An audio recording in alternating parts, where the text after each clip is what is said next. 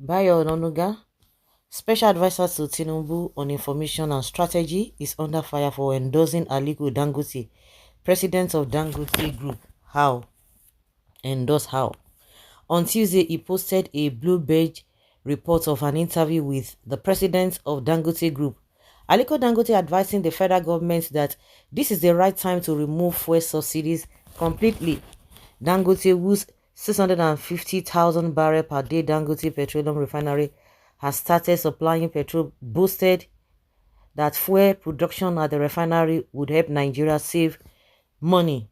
But this refinery will resolve a lot of issues out there. It will show the real consumption of Nigeria, because nobody can tell you. Some people say 60 million liters of gasoline per day, some say it's less, but right now, if you look at it by us producing, everything can be counted. He was quoted to have told Bloomberg.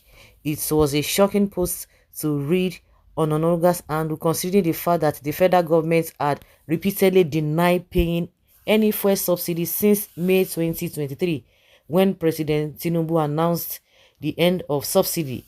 It was therefore not surprising that he quickly deleted the post. Wow. Wahoo.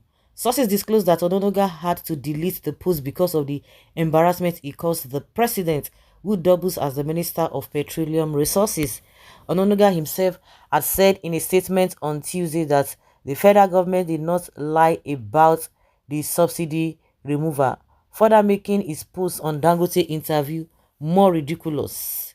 Onanuga himself had said in a statement on Tuesday that the federal government did not lie about the subsidy removal.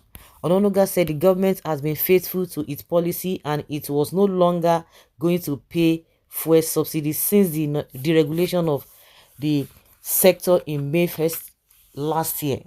People who have reviewed the situation have asked if Onanuga is quietly working for Dangote within the presidency due to his penchant for promoting the businessman in his paper, PM News, and statements as Tinubu's advisor during the last strike action called by the Nigeria Labour Congress (NLC).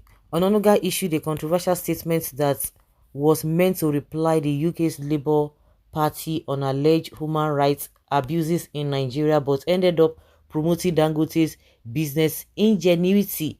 The statement, titled "Nigeria, a country governed by law, categorically denies any human rights abuse," attacked the NLC, saying it undermined Dangote and others who wanted to buy Nigeria's moribund refineries in 2007, accusing the NLC of always taking positions that stunted the economic growth and development of the country.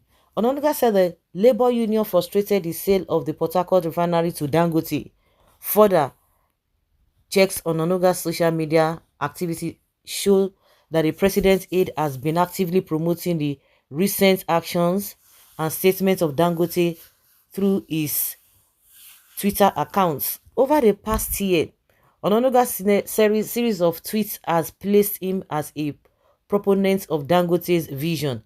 His tweets such as "Dangote refinery must not fail" on July 21st, 2024, or his congratulatory message to the Dangote Group on December 10th, 2023 for the refinery's progress, depicts a spokesperson who is not only endorsing Dangote's achievements but actively working to promote the billionaire standing in public conversation.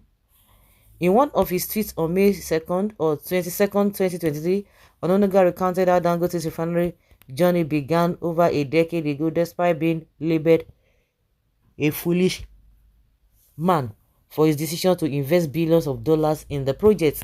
Onanuga wrote, "Some years ago, Aliko Dangote, Africa's richest man, invited media leaders to a luncheon at then Protea Hotel in Ikeja to mark his 55th birthday. Some of his guests sat around him at the center table. They chatted freely, discussions about our country, the state of the economy, soon veered into discussing the absurdity of our country being a major crude exporter and also a major importer of refined petroleum products.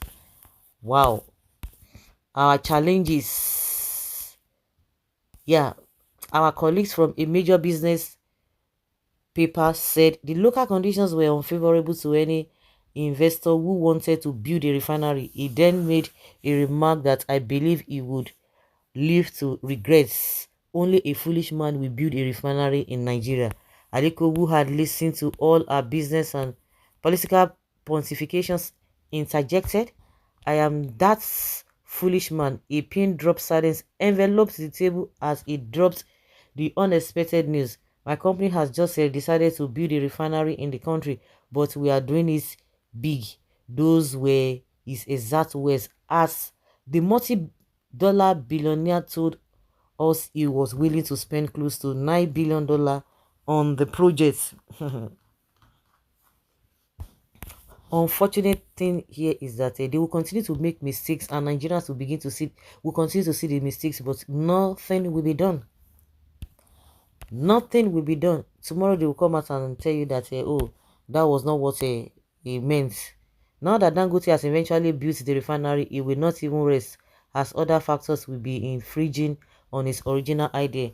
Before the project came on stream, shake stake 1,000 and win. Okay, this one is talking about something. No responsible government will allow its citizens suffer harshly. Let us hope we have one. Wow. Life does not endure for a endure forever. Only the truth endures forever. This is a pure mischief aims to ridicule the presidency, but it did not achieve its aim, especially for people who can read between the lines. It is true that no subsidy is paid to petroleum importing rogues who got paid when nothing is imported. What some ignorant people call subsidy now is actually under recovery brought about by naira devaluation, but the situation would change once the naira firms up significantly. How is it going to firm up? No responsible government will allow citizens to suffer harshly. The Jagaban's cancer has truly damaged that shameless oath by gutted liar called by your Onanuga. It is not surprising that this news outlet platform has been at war with Onanuga since he identified himself as Tinubu. Your point is business. I wanted to see you debunk the news, only for me to see you displaying foolishness because you wanted to defend the gangster journalist called Onanuga. So if he did not goof, you think people will not complain about it or talk about it or what? He goofs, he goofs. He's made mistake, so people shouldn't talk about it. Some people are so unfortunate. So guys, let's know what you think about this old Buara.